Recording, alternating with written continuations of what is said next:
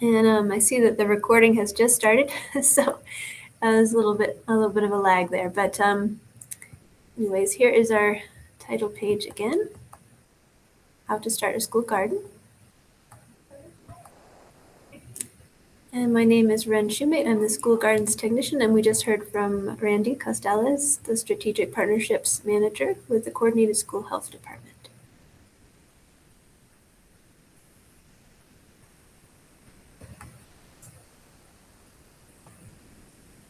To give an overview of our presentation today, we want to discuss the purpose of school gardens in APS, the APS School Garden Initiative, district level reviews and approvals, the application process, funding, and how to create a garden plan, including how to utilize, maintain, and sustain the garden. And then we will have a question and answer session at the end. And please hold your questions until the end. We will have ample time there at the end of the presentation. Purpose of school gardens in APS. School gardens are an educational tool used to support student learning and outcomes. The key here is student learning. So school gardens, whatever form they may take, are always geared specifically towards the actual experience of the student learning and how to encourage that and promote that. Some of the ways that that is done, we can incorporate STEM curriculum into the garden-based curriculum. Sometimes the gardens are used for behavior redirection, which can help students to have a more positive experience when they are learning. Out of school time is often utilizing gardens for their purposes, food, nutrition, and health topics, and family engagement. So again, we want to always bring whatever's happening in the garden back to student learning as our core purpose for having the garden.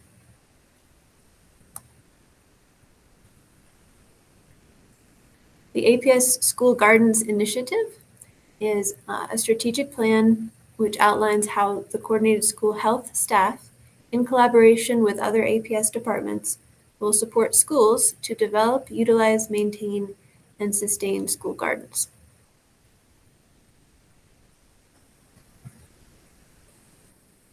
So there are 3 levels of support for school gardens. The first one we'll discuss is the district level. At the district level, there's a process, there's review, and there's approval for school gardens. It's very important that we have an interdepartmental collaboration on these garden projects. We collaborate with what we call the district team. So that would include our department, which is the Coordinated School Health Department, maintenance and operations, facilities design and construction, which includes real estate, and capital master plan. When a school garden is developed at a school, it actually impacts all 4 of these groups within the district team. And the current goal that we have is to put together a school garden procedural directive. This is important because the purpose of the procedural directive is to inform and direct APS personnel about the requirements and procedures for planning, developing, utilizing, and sustaining school gardens. This will help everyone to be on the same page and will promote the success of the garden.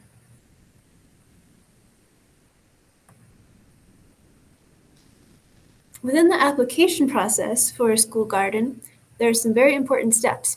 The first is to create a school garden team, which I will discuss a little bit more in a moment. The second step is 3-part. It's made up of completing these forms and marking up an aerial photo. The concept form will give an overview of what is going to be accomplished with the garden, as well as some of the infrastructure related questions. And then below that, once those are submitted, I will review them, and then we would stay tuned for details on a site visit which may result in a report by the district team. Okay, so to look at the first step here, it's creating a school garden team. All right, so why a school garden team? We have found in the past there's a story of someone who is the garden champion, and they're visionary. They have this idea. They really want to create a garden at the school. They take on a lot of the responsibility to do that. And then at some point, it's possible that they may change jobs or have things come up where they cannot continue to hold that amount of responsibility. So the purpose of the school garden is really to make the school garden part of the school culture, to involve more people, and to really hold that as a container instead of leaving that responsibility on the shoulders of one person. So that's why in the application process, we put a lot of emphasis on the importance of the school garden team. Okay, and then secondly, we have the concept form. And Sandra, if you could put the link to the concept form in the chat, that would be great. Thank you. And we'll probably have time at the end of the presentation to look at this in more detail, in which case, if you copy and paste that chat, we can look at it a little bit later. Also, if you have any challenges around acquiring an aerial photo of your school, I'm happy to do that. It's easy for me to take a photo through Google Earth and send that to you, and then you can mark it up and save it as a PDF and send it back. Okay, and then there's also the real property request form, which in our future communications, I can send you a copy of that as well. Okay, and once you've completed these 3 documents, again, I'll have an opportunity to review them before we submit them to the district team. And and then often that will lead to a site visit, at which time the district team consults about the location of the garden and other details. And then they consider it a little bit further, and then they get back to us about what their report is about that site.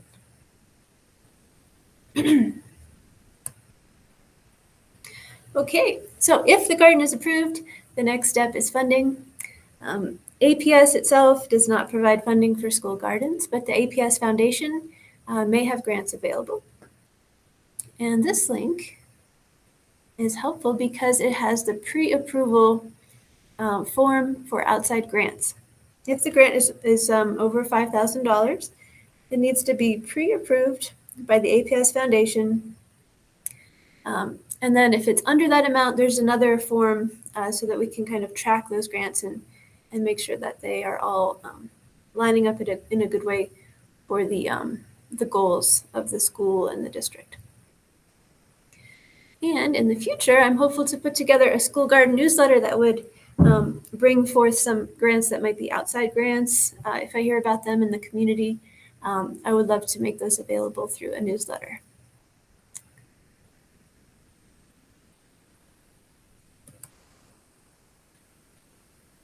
School garden plan. Once the site is approved, we want school gardens to come up with a budget. We also like to see a school garden plan describing how the school will utilize, maintain, and sustain the garden. Our school garden technician, myself, I'm here to help you develop and implement the plan.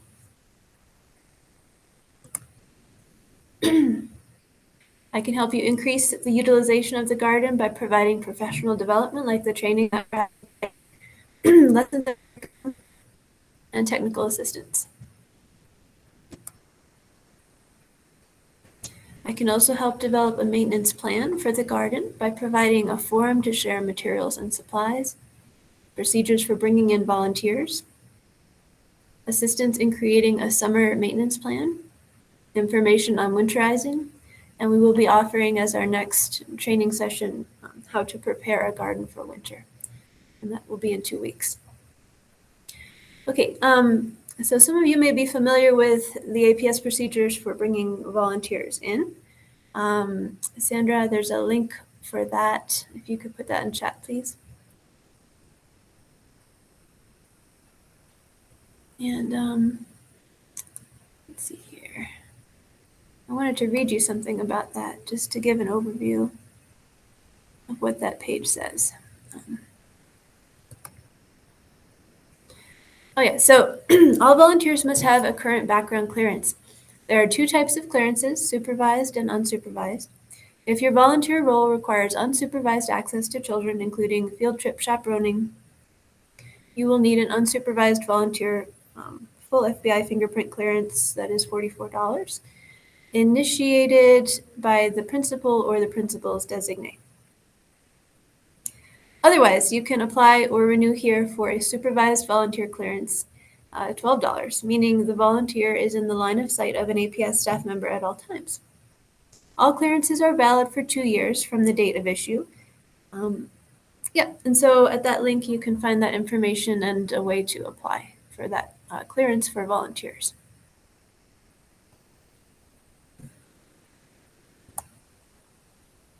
I can also help offer suggestions to the school garden team to encourage the sustainability of the school garden.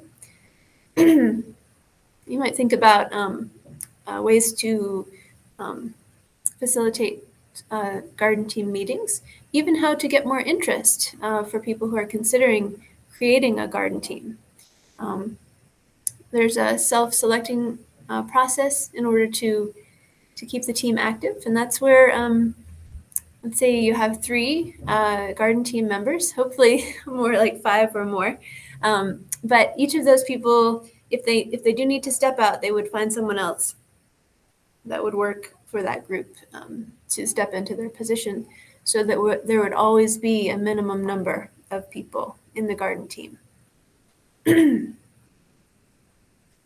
Another thing that can help with sustainability is keeping a binder or files of information to be handed on to new members.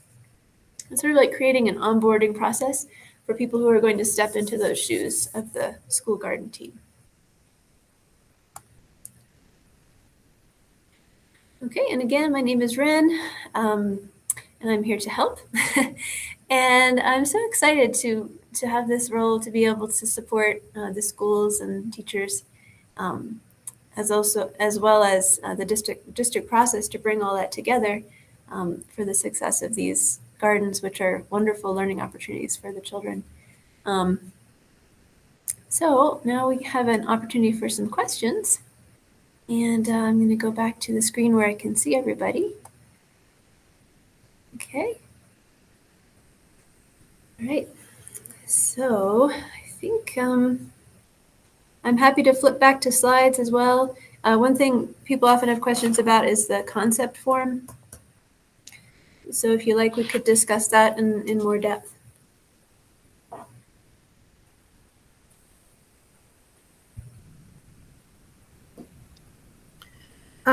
I'd like to welcome. Go ahead. I'm sorry. No, it's okay. I was just curious. So I know in the past we've had an APS School Gardens coordinator, and monthly newsletter and all that. I guess my question is that still going on? And this is in addition to all of the stuff that's happening on the APS side, this collaboration? Yeah, so my role is the school gardens technician, and I'm really technically coordinating. That is the type of role that it is. I do also often I offer technical advice. I can do research to find answers to problems or to find solutions for gardens. But I am also coordinating, so I'm keeping track of all the gardens. I'm seeing what resources they need and where they are in that step of approval for the district. Yes, and I do want to put together a newsletter to send out periodically. Mm-hmm. Okay, thank you. I don't want to monopolize the time, but I just had a follow-up question about that. No, that's great. Please. So I know at our school we have school gardens, and we've got in-ground sprinklers, that kind of thing.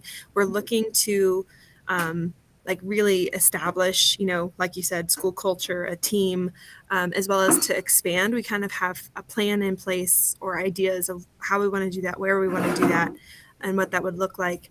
But I wasn't sure, I guess the application process, that's new to me. So I wasn't, if we already kind of have something going on, do we still need to go through this process? Is that correct?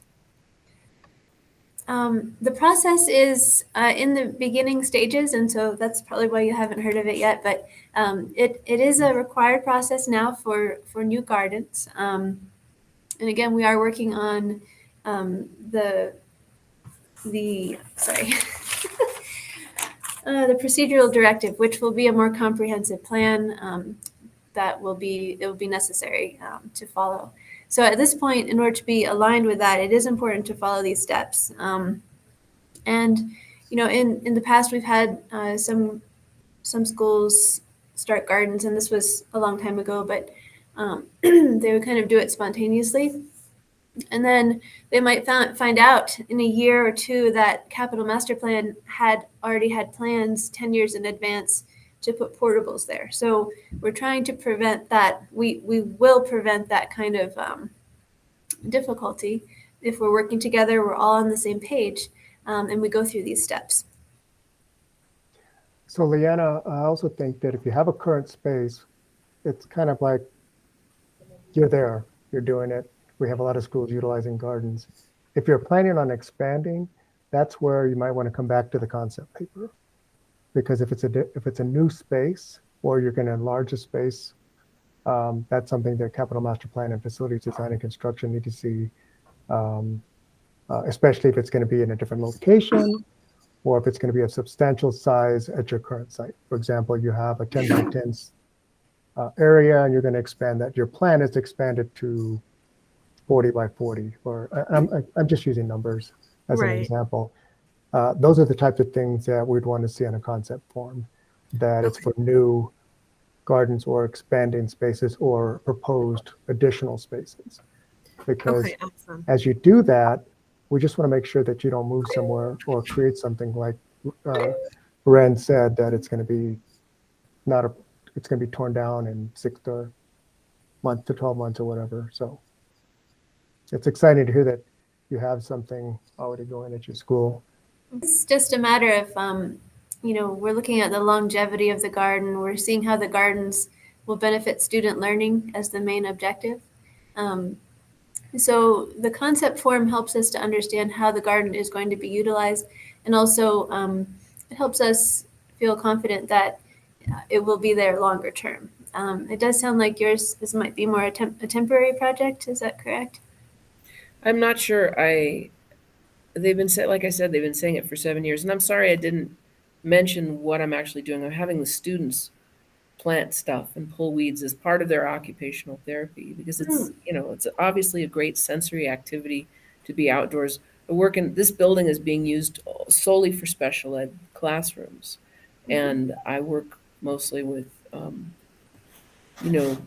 some pretty severely developmentally delayed kids, and have them out there planting seeds or doing whatever. And I'm only here a day and a half a week, so I've got to have a team to help with the watering and stuff like that.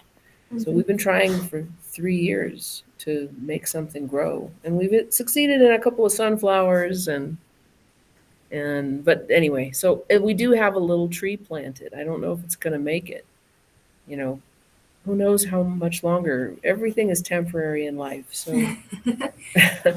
I would like it to be a long-term thing. I certainly intend to be here at Highland for a while, at least 4 or 5 years, as long as they'll have me. And we would like to make a beautiful space out there. And there's some kids I've already got some students that have behavioral issues that their teachers are telling me that just coming out to the garden is calming them down, just pulling weeds or just watering, that they're already invested in it. I would like to get students from the larger population to be excited about it. Carol, it sounds to me like you have an existing space. It's been utilized in the past. It doesn't sound like a new space. It sounds like you guys have been doing some planting, trying to get things to grow. Obviously, the principal's aware of it. And so this doesn't sound like to me like a new garden. It sounds like an existing one. I have no knowledge or information about the history of this space. But you mentioned that there's been something going on for the last 2 or 3 years. Oh, that's me. That's you. Yeah. That's what I mean. And so it's when I hear, been dirt. But it sounds like there's been some attempts to get things growing there. Just and me. So I would say that I would consider that a current gardening space. Okay. The concept form would still might be able to help you in some future planning. And so, you can take a look at that. And, I also heard you say that you want to get more of the students at the school involved, that might be a great way to pull in and create the garden team to see how that might happen at the school, which may lead to other expansion at the school. But it sounds like you've been using that space for the last 2-3 years. You want to continue using it. You have some money for some seeds. Yeah, I would go with it. It's existing. Would you really? Okay. Existing. But I do say that the concept form can be a helpful tool even for that. I'm interested to hear what other people did. I know I came a little bit late, but I don't know if people introduced themselves and said what their investment is in this being at this meeting. I'm curious. I believe we have 2 teachers here, and I think at least one of them is looking at the idea of a new garden. We may have had some others join. It'd be lovely to hear a little bit more about your projects.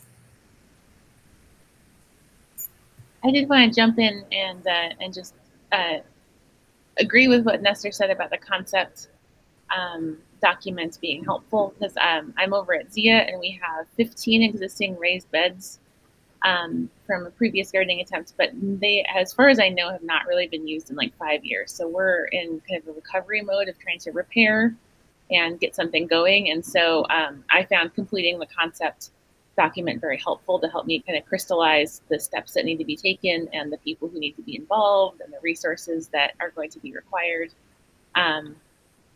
So that was very helpful. I also had a couple of questions, Ren, about, because I heard that, I think, Leanna, you mentioned that you have existing beds.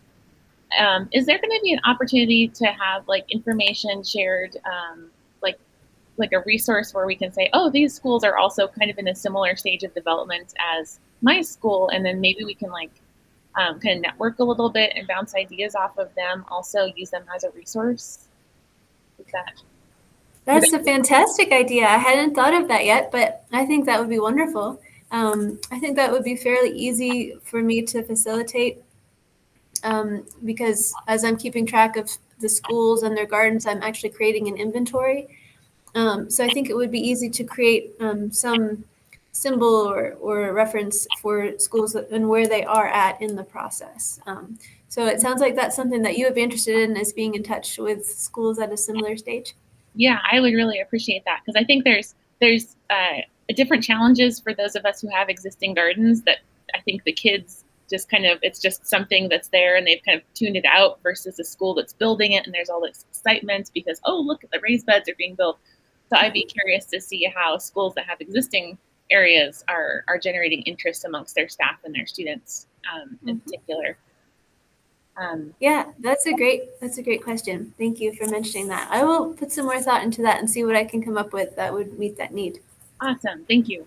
And I had one more thing, because our school here at Zia is a little bit of a unique population where we have a lot of students with sensory disorders, and also the visually impaired elementary students are located at our site. So I don't know if this resource exists, but this is kind of what we're looking for our school, is to try and find some gardening activities and some planting ideas that will really kind of support the visually impaired. So maybe like strongly scented things that are available, or very textural kind of plants that would be more appealing for the students that may not dig some of the traditional school garden plants. That's a great thing for your OT to be involved in as well. I was really excited to see you here, Carol, because I was like, I didn't even think to reach out to our OT, and she probably missed the email when I did the all staff email. So I need to like specifically find her. So it's a great idea though, Christina. And that's all. I'll stop talking now.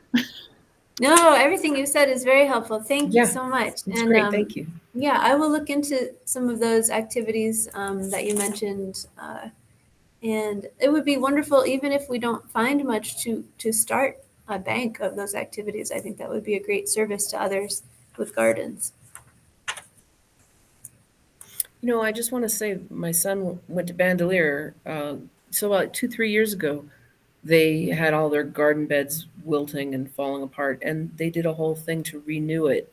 So there might be someone you could talk to over there if that's what you're thinking about. I think it was a pretty big effort on the part of their PTA. But you could definitely talk to Bandelier Elementary School PTA and ask them. I think the woman who was heading it up should still be there. She had a lot of young children. Thank you, Carol. I appreciate that.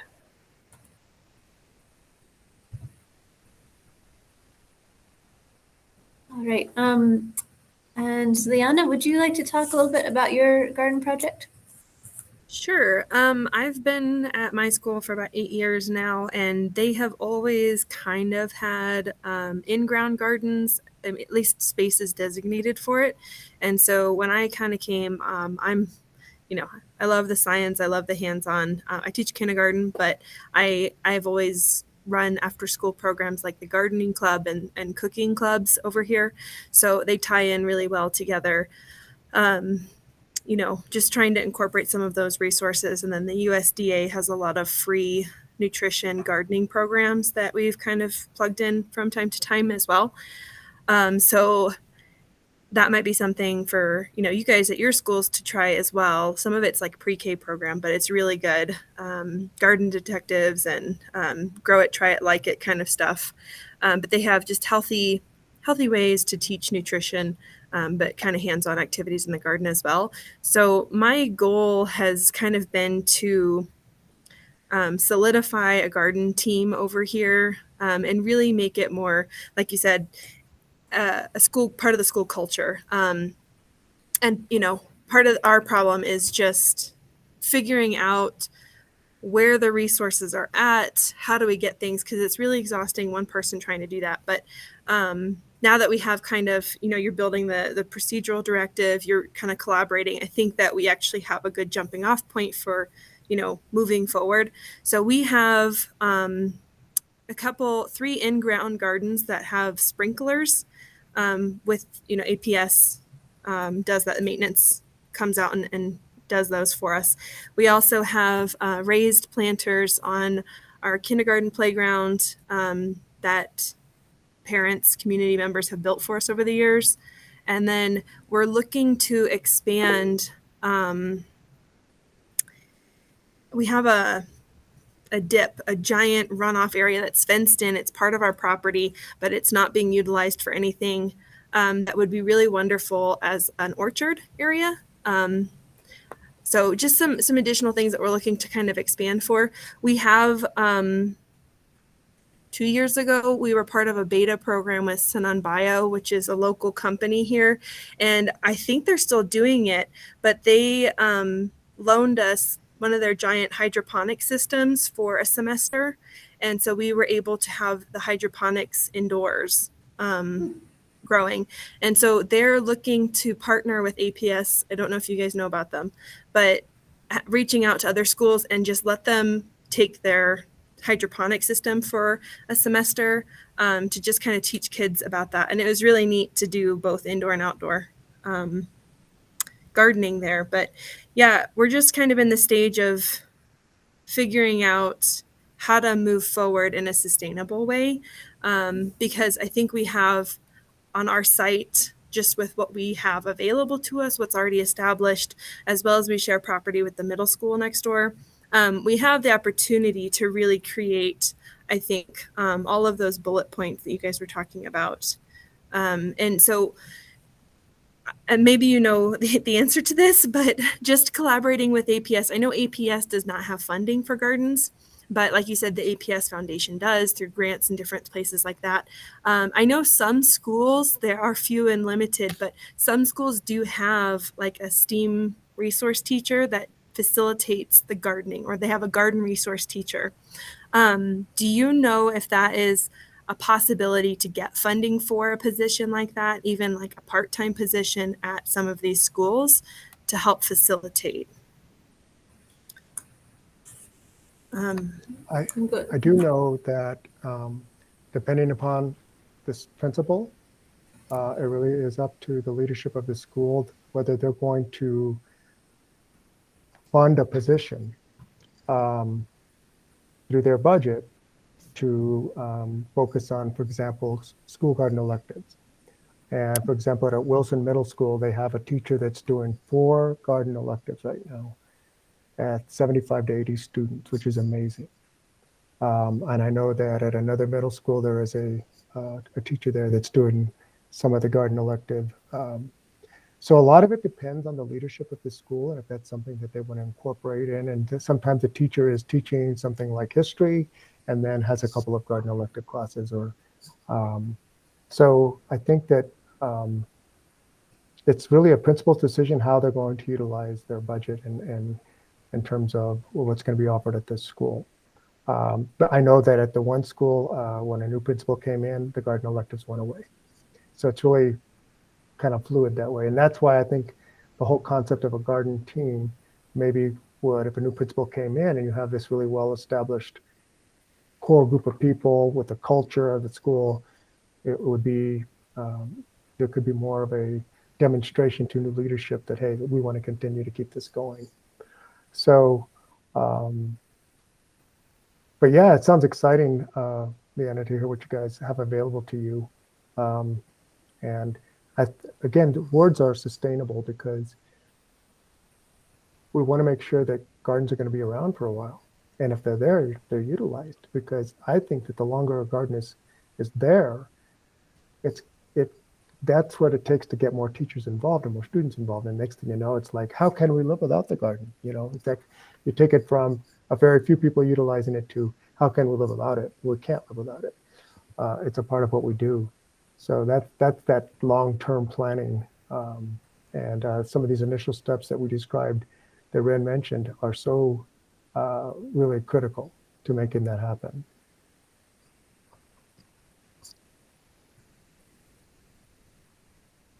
And if I may, I'd like to introduce a couple of other people that are here on the call.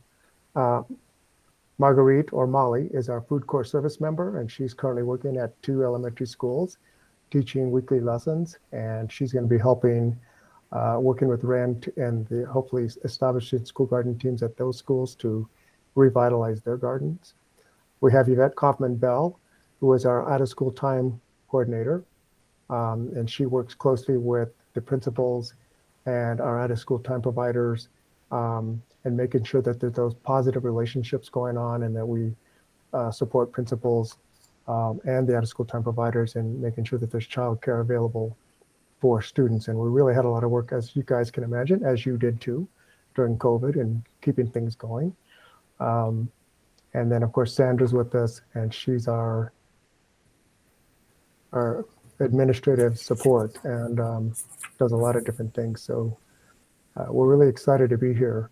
And, you know, think about it, you know, between food corps, between out of school time, between gardens, between occupational therapy. Love it. Love it, Carol. Thank you for being here, because we know that there are benefits to being in the garden and being outdoors and getting that physical activity. So anyway, I just wanted to introduce them so you can be aware of other resources here at the district level. I also just wanted to say in the chat, wait, let me just put my mouse down. I just wanted to say that in the chat, I added some gardening networks that were provided to me as resources, and most of their resources are just open available. There's different lesson plans and activities that are available. So that would be good. And for the, in general, in garden education, like there's a move to having a sensory exploration of food and gardening. So I think there should be resources or things that you could tweak of like how you can have that experience. Like a very common one is just mindful tasting, but like they ask you to close your eyes and just focus on how it smells or how it tastes. So like there are ways that are out there that just because they want it to be sensory, they might be more clued into that without even thinking about visually impaired. So it might not be directly related to that, but I think it could be helpful. But yeah. It's fantastic. I wanted just to throw in that my experience with, there's a lot of kids that have a lot of food problems, eating problems.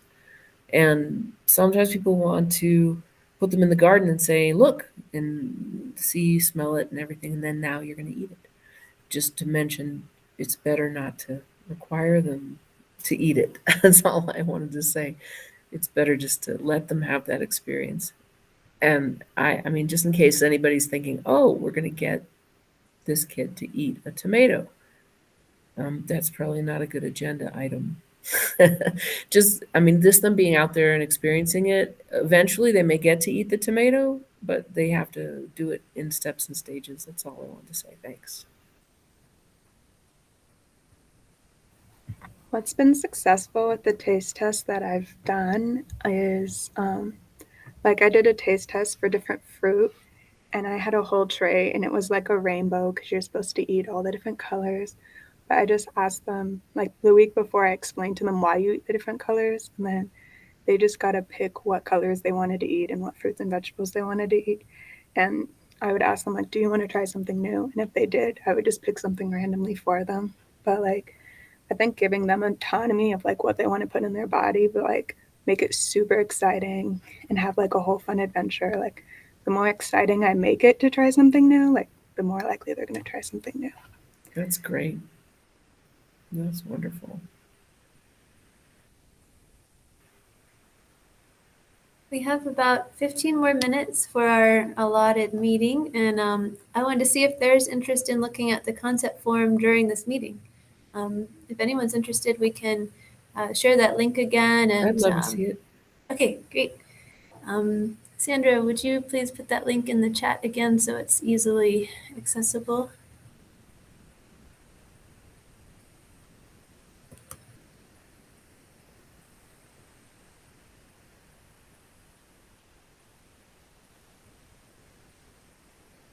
Thank you.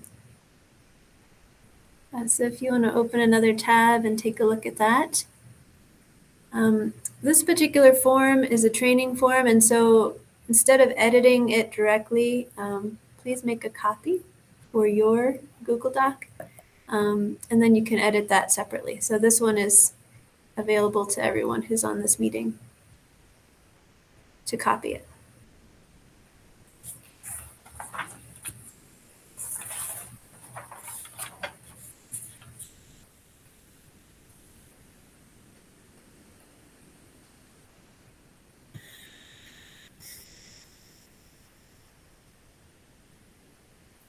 Randy, would you be willing to just speak a little bit about the general purpose and maybe how we came to some of these questions? Yes, can you hear me? Yes. I just want to make sure I'm on. Okay. Sure. We came up with this idea because, again, working with other representatives from the other departments, we wanted to provide them with some information, but also give the schools an opportunity to do some planning. And really what we're talking about is, obviously you see the school name and the principal name. It's critical that the principal be involved with this process and is approving of it. Then you might have a school garden contact. Now, it's not always possible to visit, to have the garden tech come out to your, to have Ren come out to your school and do a site visit. But this information is really helpful in terms of how are you going to use the garden? And it really should be a focus on student learning. I can tell you that the district team, if they see anything else that goes beyond that, they're probably not going to approve it. And for example, is it okay to have other outcomes beyond the learning? Yes, because what are some other positive outcomes? Well, it's going to provide physical activity. It's going to help with some of our, social emotional learning and some of our students with challenging behaviors. We have some school gardens that are actually producing enough produce where they're able to send it home with some of their students to their families. One of the school gardens has been sending produce to a local nonprofit. That's a positive outcome. That's not the purpose of the garden, it's an outcome. The purpose is to provide an education. It's a tool to teach students, okay? But there can be other positive outcomes. So you want to really focus on that, how we're going to utilize that, the garden, and it should be, again, on education. We are, again, we're very redundant and very repetitive, school garden team.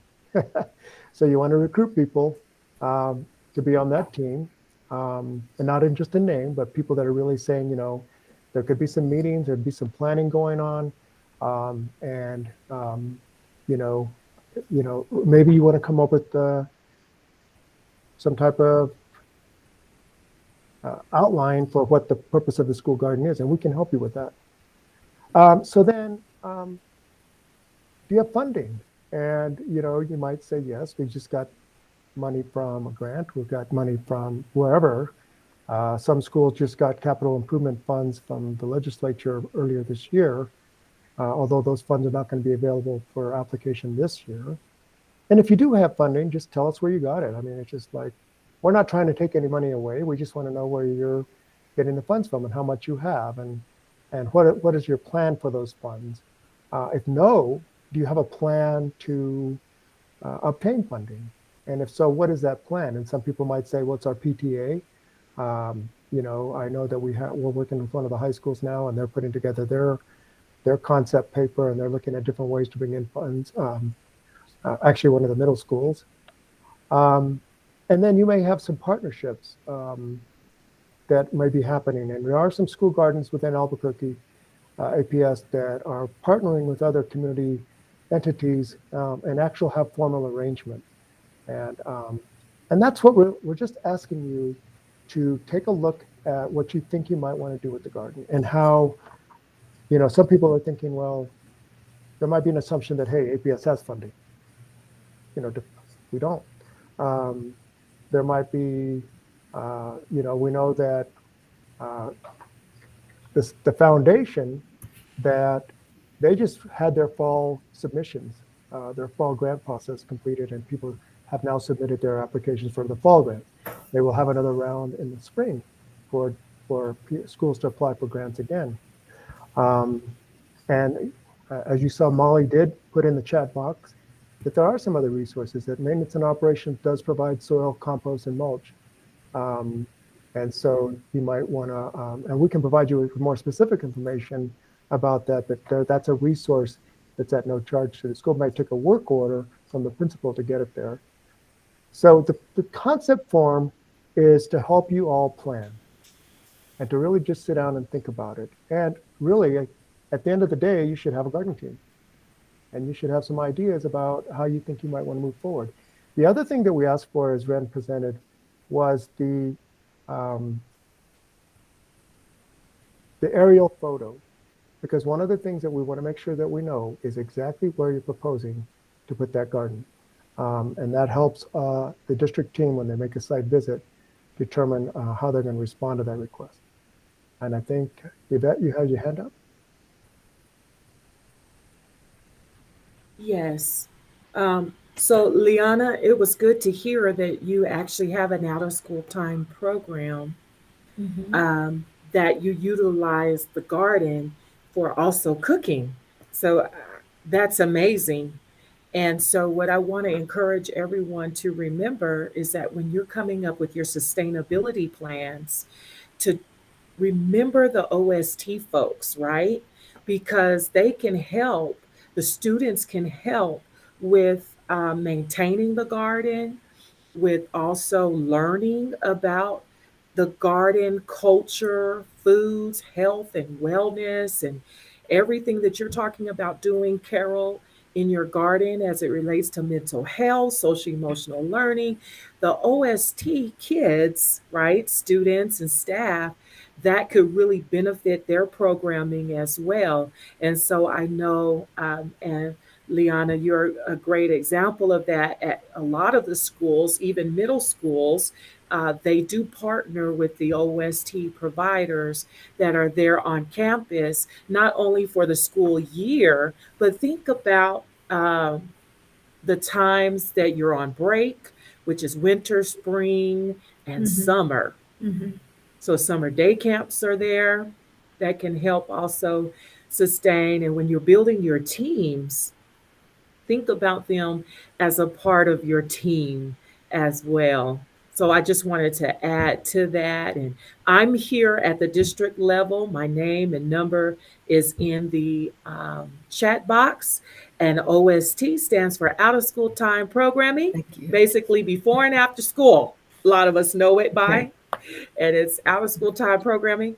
But I also office with Ren. So we are we're office mates. So either way, directly or Ren and mainly probably us both, CC us, whatever, if you're going to talk about out of school time and gardens. And that way we work together as a team on that effort. And would love to even come and see your garden, right? And Right. see your program. Okay, I think I saw Christina's hand go up there. Yes, thank you. So Yvette, I was curious. So thank you for bringing that up. That is also two parties that I did not think of. We have 2 after school programs on campus. We also have a daycare across the street. It's not using APS facilities except for the playground from time to time. But does that seem to you like that would be a reasonable group to reach out to as well to see if they would be interested in using our school gardens, or are we really trying to just limit to people who are using APS facilities As officially? far as I know, and Christina and Randy, correct me if I'm incorrect, that would be like a volunteer. And as Ren was stating earlier, when we have volunteers on campus, there's just certain processes to go through with volunteers on APS campuses. So you would just need to follow those procedures. Is that correct, Randy? Or That's a great question. And I think that, yes, that's part of the answer, Yvette, is that it's really up to the principal and who and how who they're going to let on campus. Okay. And some principals might be a little bit more relaxed in how they do that, and others may be a little bit more tight on that. So it's really up to the principal who they're going to allow on campus. And then again, there might be some type of a partnership that could be developed between that childcare program and your school. And I think there would be some details to hammer out, like, so they would come in and use it during the school year, or are they open during the summer and they'd come in and also work? Those are the kind of the questions that I think would be a great opportunity for the principal and the leader of that other organization to come together and talk about potential opportunities for collaboration. Okay, that could solve our summer issues with the garden really nicely. All right, I think we have time for one more question here in order to end the meeting within an hour. And of course, we'll be available. You can always give a call or email us to follow up on some other questions. So Leanna, I'd love to hear from you. I just had a question. So I know you had mentioned, or it was put in the chat, that soil, mulch, compost, all that stuff is available through M&O, and I'm pretty sure you just have to put in a work order for that, and they come and deliver it. But the seeds, how do we order the seeds? That is a good question. We are working on a process in order to get the seeds out to the teachers and the schools that are interested in having them. We have them here currently in the office at Uptown. And so I think the simplest thing, yes, so Molly's pointing to them. You can see them in the background. So we definitely have them here. It doesn't make sense for the garden technician or for Molly to make these deliveries because we would be all over the place. So until we have a system in place, if you have someone from your school who could come and pick them up, I think that would be the simplest for us. But we are trying to work on something that would be also easier for the schools. Would it be possible to inter-office mail them? Sounds like it is. Yes. If you send me a little follow-up email with where you would like them sent, I will make sure that happens. And I guess also we need to figure out some sort of a list so you can see what we have. That would be awesome. But would you send me an email to follow up on that? Yes, definitely. I'll do that. Thank you. Okay, great. We'll figure something out. Thank you. All right, we have a couple minutes left here. I just want to bring us to the last slide and make sure that everyone has access to this last link. We have a link for an evaluation survey.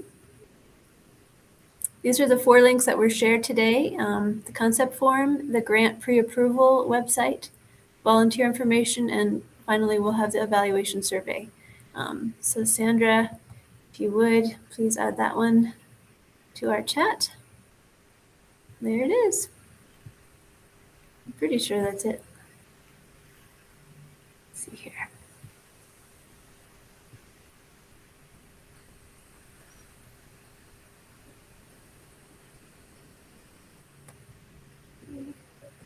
I'm just going to confirm that this is it.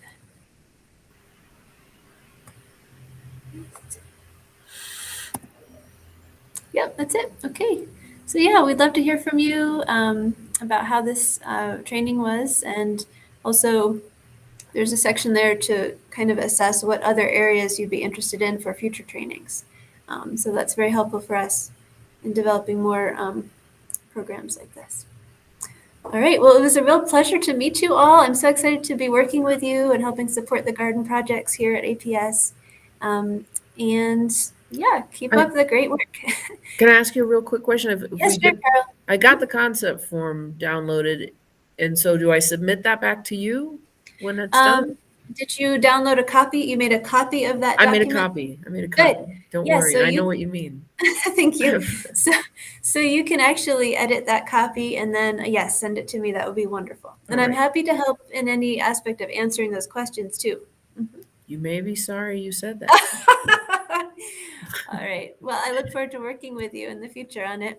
Okay. Thank you. Nice to meet everybody. Nice to meet you all. Thank you, everybody. Thank you. Awesome job, Ren. Thank you. Thanks so Okay. much, Yvette. Thanks for joining us. Thank you for inviting me.